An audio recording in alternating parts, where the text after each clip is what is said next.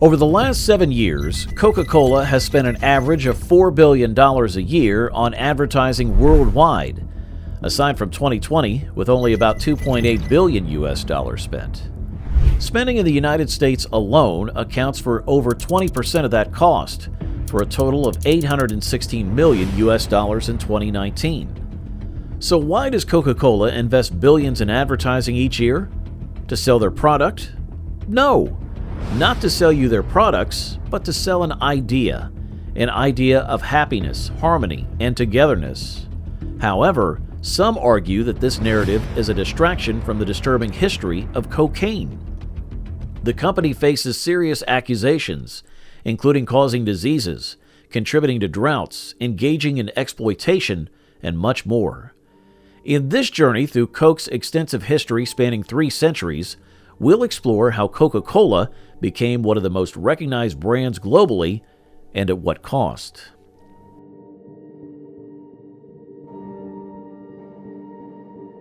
Back in the 1880s, a shift away from traditional medicine led to the rise of home remedies. Seizing this opportunity, opportunistic entrepreneurs created potions and elixirs, claiming various health benefits. One such concoction was Vin Mariani, a popular patent medicine containing wine and cocaine purported to cure any ailment. John Pemberton, a war veteran with a morphine addiction, became hooked on Vin Mariani. In 1884, Pemberton, a chemist, launched his own version called French wine coca, a precursor to Coca-Cola. Despite Pemberton's genuine belief in his product, unfortunate timing struck when Prohibition hit, forcing him to remove the wine. The bitter taste led to the addition of a substantial amount of sugar. The renamed drink, Coca-Cola, supposedly has no meaningful origin according to the company. However, it's a reference to its 2 main ingredients, caffeine from the coca leaf and cocaine, though the latter was later removed by 1929. In the 1880s, no one was concerned about the cocaine in the drink. Coca-Cola struggled initially as Pemberton focused on marketing its medicinal aspects, claiming it was a brain tonic that relieved headaches and upset stomachs. However, slow sales persisted due to the competition from numerous patent medicines. Meanwhile, Pemberton's health deteriorated, and by 1888 he had passed away, unaware that his creation would become one of the world's most iconic beverages.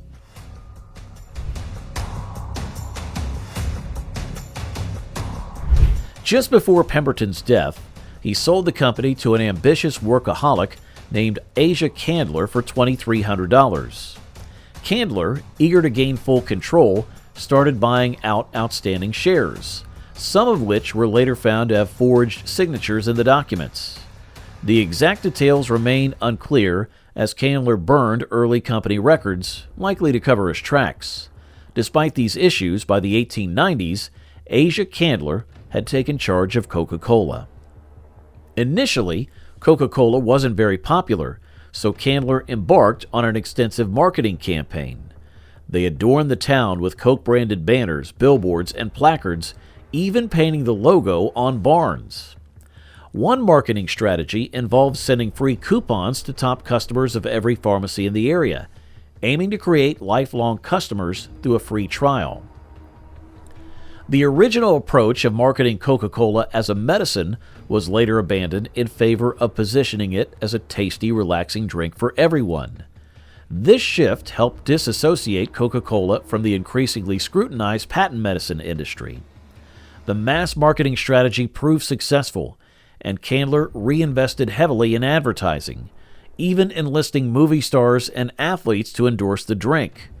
The positive, wholesome image of Coca-Cola was further reinforced by featuring popular celebrities and even Santa Claus in their ads, particularly during Christmas.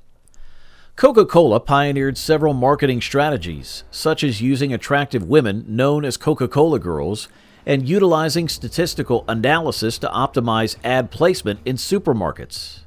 As technology evolved, Coca-Cola adapted by investing in advertising on new mediums like radio and TV. Initially, Coca-Cola was mainly sold in soda fountains, which saved on distribution costs. However, two lawyers, Benjamin and Joseph, proposed bottling the drink, an idea initially dismissed by Candler. Eventually, Candler agreed to grant them bottling rights for just $1, not anticipating the immense success bottled Coke would achieve. However, the lack of foresight in the contract led to complications, with bottlers securing a never-ending contract for Coke syrup at a fixed low price, resulting in legal disputes and significant costs for the Coca-Cola Company in the ensuing decades. Despite these challenges, in the early 1900s, Coca-Cola's sales were booming due to an ever-expanding marketing budget. The product's success wasn't solely due to its uniqueness, as there were similar drinks available. Instead, the key factor was relentless and innovative marketing efforts. When World War II began, sugar rationing was announced, affecting various industries, including Coca-Cola. However, Coca-Cola made an audacious claim that it should be exempt from sugar rationing, arguing that Coke was an essential wartime product. Remarkably, the government agreed, influenced by Coca-Cola's substantial lobbying efforts and funding of studies promoting the benefits of Coke. This led to a Coca-Cola executive being appointed to the rationing board, granting the company an exemption from sugar rationing, unlike other businesses that had to reduce sugar quantities during the war. Coca-Cola went a step further by publicly pledging to ensure that every serviceman received a bottle of Coca-Cola for 5 cents, even if it meant the company would incur losses on each drink sold. The decision, while financially challenging, created a strong connection between Coca-Cola and the war effort, fostering significant public support and goodwill. The association of Coca-Cola with patriotism became a powerful marketing tool, with wartime ads featuring soldiers holding Coke bottles. Behind the scenes, Coca-Cola made deals with the government to secure funds for establishing bottling plants overseas, promoting American influence and boosting soldier morale. 64 Coca-Cola bottling plants were set up worldwide during the war, funded mostly by governments. Soldiers, grateful for a taste of home, became advocates, introducing Coke to locals in different countries. Despite the devastating impact of the war on most companies, Coca-Cola expanded globally at an unprecedented pace. Today, only Cuba and North Korea do not sell Coke, and the wartime deals played a significant role in Coke's rapid international expansion. However, amidst the heartwarming narrative of Coca-Cola supporting American soldiers, a darker reality emerges. During the war, the Coca-Cola Company supplied Nazi Germany with Coke, disassociating itself from anything American and even featuring the Coke logo alongside swastikas. Coca-Cola was distributed at Hitler Youth rallies and advertised on Nazi educational materials. To counter restrictions on supplying goods to Germany, Coca-Cola's bottling operation head in Germany, Max Keith, created a new drink named Fanta, made from leftover scraps. Fanta became a hit in Nazi Germany, and after the war, its profits went back to Coca-Cola headquarters. While Coca-Cola has sought to distance itself from these aspects of its history, the company's rapid global expansion owes much to its strategies during wartime.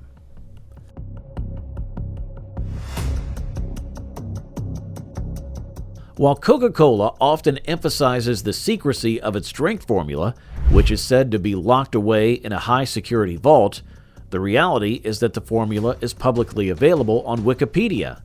However, Coca-Cola's success is not solely attributed to the formula. Even if one were to replicate the product, competing with Coca-Cola is a formidable challenge. The true strength of Coca-Cola's success lies in its strategic marketing and business practices. For instance, the company has established exclusive contracts with numerous schools, paying them a substantial amount, such as $3,000 per year, roughly $1 per student, to dictate the products sold in vending machines. This approach is part of Coca-Cola's cradle-to-grave strategy, aiming to make individuals lifelong customers by introducing them to the brand from an early age. The company recognizes that it's easier to cultivate lifelong customers by targeting them when they are young and vulnerable. Coca-Cola employs various tactics to reach young audiences, including contracts with schools that incentivize selling more Coke products to students. In some cases, underfunded schools desperate for additional funds may promote Coke products to children. Additionally, Coca Cola produces numerous collector's items, such as Barbie dolls, playing cards, board games, and toys, which they claim are for adults but often reach children. The company strategically ties its brand to Christmas through holiday ads featuring Santa Claus and has used product placement in films, at one point even owning Columbia Pictures to seamlessly integrate Coke into their movies. Although they later sold the film studio, Coca-Cola continued to pay for product placement in other companies' films. This approach allows them to navigate regulations about advertising to children, exploiting loopholes such as product placement in family films. Despite Coke's success, challenges arose in the 1980s, as accumulating data pointed to negative health effects associated with the consumption of Coca-Cola. While concerns about tooth decay had long existed, new information highlighted the beverage's contribution to obesity, diabetes, and various health issues. This growing awareness presented a hurdle for Coca-Cola in addressing health-related concerns associated with its products. Coca-Cola faced a significant setback as studies began linking its products, especially sugary soft drinks, to various health problems. One study on children revealed that even consuming just one additional sugary soft drink a day increased the likelihood of becoming overweight by 60%. Another study indicated that exposing babies to high sugar intake could condition them to depend on sugar throughout their lives. This posed a challenge to Coca-Cola's image of wholesomeness, particularly as the company actively pursued a strategy of offering larger and larger portion sizes of its drinks. Compounding the issue was the inclusion of caffeine in Coca-Cola. While the company claimed it was solely for taste purposes, blind taste tests showed no discernible difference with a non-caffeinated version. This raised questions about why Coca-Cola continued to add caffeine, an addictive substance, to a drink heavily marketed to children. Similar to the tobacco industry, the soda industry, including Coca-Cola, realized it was easier to cast doubt on scientific findings than engage in policy debates. Behind the scenes, Coca-Cola invested substantial sums, hundreds of thousands of dollars, in studies aimed at undermining the link between soft drinks and health issues like obesity and diabetes. Predictably, studies funded by Coca-Cola tended to downplay any negative health effects, conveniently omitting the funding source. Coca-Cola also engaged in extensive lobbying efforts against sugar taxes and stricter dietary guidelines. Allegedly making deals behind closed doors, the company supported certain politicians' campaigns in exchange for favorable treatment. Additionally, Coca-Cola continued to spend billions sponsoring athletes in major sporting events, creating an illusion of positive connection between great athletic performance and its products. As the scientific evidence became increasingly undeniable, Coca-Cola expanded into other drink categories, such as a bottled water brand called Dasani. However, this move backfired when Dasani launched in the UK, revealing that the expensive bottled water essentially came from a local tap.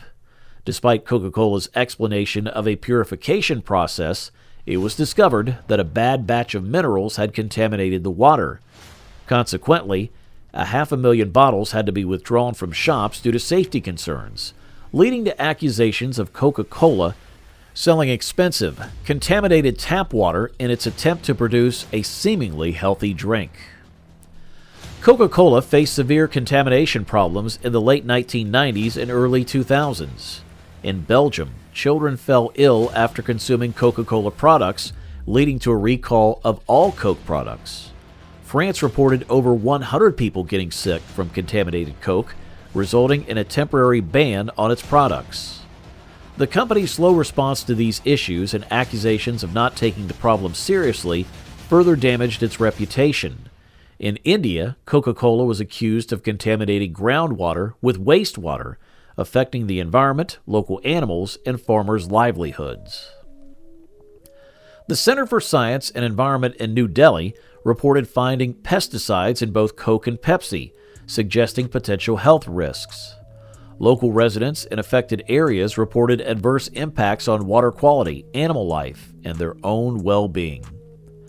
Coca-Cola's environmental record also included running bottling plants in drought-plagued areas, leading to accusations of contributing to a decline in available water. Coca-Cola's negative publicity extended to Mexico, where the company faced criticism for its impact on water resources. During the presidency of a former head of Coca-Cola Mexico, who gave favorable treatment to the company, Coca-Cola received 27 water concessions. Critics argued that this allowed Coke to pollute water and exploit resources owned by indigenous people. Amidst these controversies, Coca-Cola continued to face criticism for unethical business practices. In the 1990s, shopkeepers in Mexico City claimed they were pressured to stop stocking alternative colas or risk losing Coke deliveries. The company also engaged in channel stuffing to inflate sales figures and deceive investors.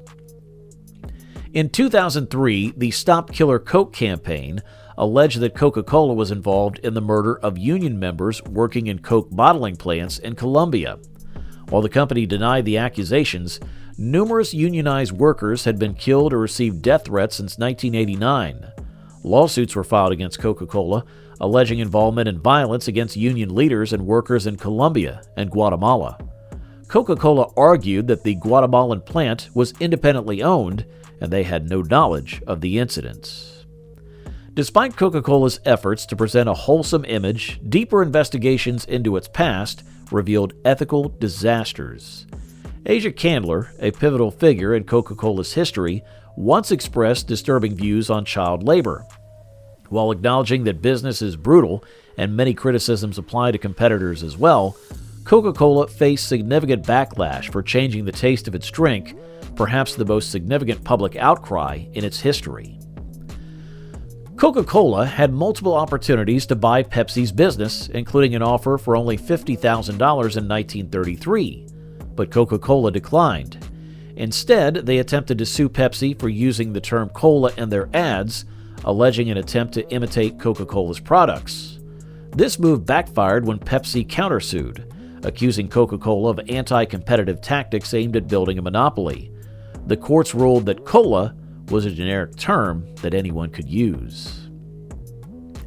In 1975, Pepsi launched the Pepsi Challenge, where participants tasted two cups, one with Pepsi and the other with Coca-Cola, without knowing which was which. Results showed a slight preference for Pepsi, and the company used this stat extensively in its advertising. Coca-Cola, steadily losing market share, attempted various strategies, but it seemed that more people genuinely preferred the taste of Pepsi. In response, Coca-Cola initiated a highly secret mission to change its formula. After extensive testing, they discovered a new formula that consistently outperformed both the original Coca-Cola and Pepsi in blind taste tests. Just before Coca-Cola's 100-year anniversary, they made a historic decision. They changed the formula and introduced New Coke. This move, touted as the most significant development in Coca-Cola's history, led to immediate chaos. Thousands of phone calls and letters flooded Coca-Cola's offices daily, with people expressing distress, begging for the return of the original formula, or expressing outright anger at the audacity of changing it. Coca-Cola expected the uproar to subside, especially once people tried the new formula, but the outrage only intensified. The media joined the outcry, and Coca-Cola's phone lines remained jammed with complaints for months. It became evident that the issue with New Coke wasn't about the taste. Rather, Coca-Cola's success had always been rooted in its incredible marketing. Coca-Cola was seen as an enduring presence, an icon that remained unchanged throughout history. As we've delved into Coca-Cola's extensive and sometimes controversial history, it's evident that the iconic beverage is more than just a sugary drink. From its unlikely origins rooted in the patent medicine era to becoming a global powerhouse in the beverage industry, Coca-Cola's story is intertwined with historical shifts, marketing triumphs, and occasional missteps. But as we explore the captivating chapters of Coca-Cola's past, it prompts us to ponder, how much do we really know about the beverage we've all sipped at some point in our lives? How has Coca Cola, with its billions in advertising, managed to create an image that transcends controversies and criticisms? Let us know your thoughts on it.